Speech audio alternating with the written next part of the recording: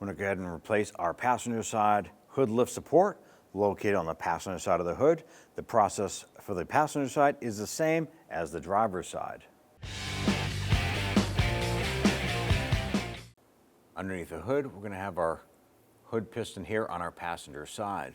We're going to use our pocket screwdriver here, and you want to get in behind the little metal clip here. Now the reason why we're doing the top first is this way here you can hold and support the hood. Pry out on this little metal clip and pull out at the same time.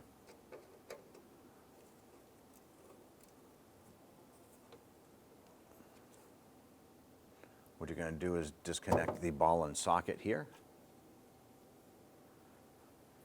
And our driver's side support is not enough to hold the hood. So at this point here, it's a safe time to go ahead and grab something else to go ahead and support your hood while we disconnect the lower portion.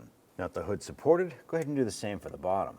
Use your pocket screwdriver, go on in here, pry out on that C-clip, and pop that off the ball. I'm going to take the bottom side of our socket right here, has a metal clip on the back. You can line it up with the ball stud right here, and you're simply going to press that on. That'll snap and lock into place. Bring up the opposite end. I'm going to line this up with the hood. You might have to lift the hood a little bit, line that up, and snap that on. That'll snap into place. The metal clip would lock in. Just give that hood a little jiggle, make sure it's locked in, and you're all set. When only the best will do, demand TRQ. The only company that lets you view before you do. TRQ is committed to offering the highest quality aftermarket auto parts that are engineered for peace of mind. Thanks for using and viewing with TRQ.